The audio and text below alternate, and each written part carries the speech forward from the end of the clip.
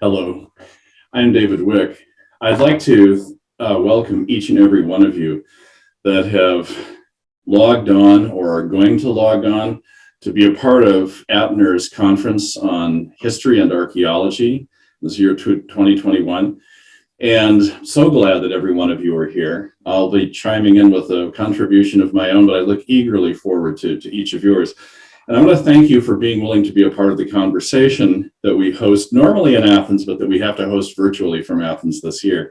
I'm David Wick. I have been, or I was a professor of ancient history for a great many years. I'm the director of the Arts, Humanities, and Education Research Division here at Atiner. And in that capacity, saying thank you for coming, but also in the capacity of a scholar who'd like to share something himself. I think the appropriateness of history and archaeology being hosted in an Athenian center, which I hope we can do next year in the traditional way, inviting all of you here to walk through the history and breathe it and smell it and experience it together here while you talk about your own. But I think the appropriateness has to do not with the fact that some Greek might in some distant past have invented history. I think that's nonsense. All cultures not only create, but record their own history. I think what made the city of Athens and what made Greek culture, if I'm allowed as a non-Greek working here to express an opinion, really special is the fact that it valued the voices from outside telling history.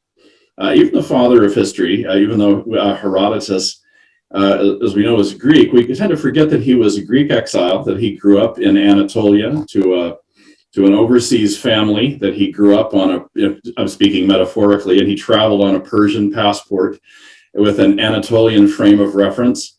All of the early historians that came to Athens to teach history were all from somewhere else, and if Greek, they were exiles, they were foreigners, they were part of the diaspora.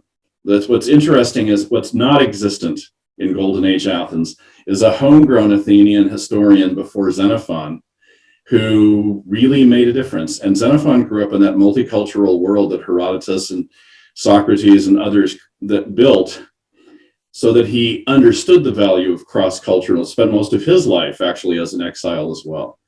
I'm not suggesting that you and I are all exiles, though I think that in the COVID year, we've begun to feel a little like it. We have to argue for the value of history as administrators quantify results and try to decide if we're worth keeping our cultural lore and we're worth telling our stories.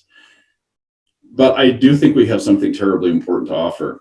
And my guess is that as we begin to see the light at the end of the COVID tunnel, the important new normal after COVID is likely to be, as likely as not, at least I hope so, a reaction in favor of humane and human, of intimate and community-driven and warmer forms of education that have a place for history, that have a place for stories and origins, not only the ones that we inherit from our own cultures, but the ones that we marry into and move to and share.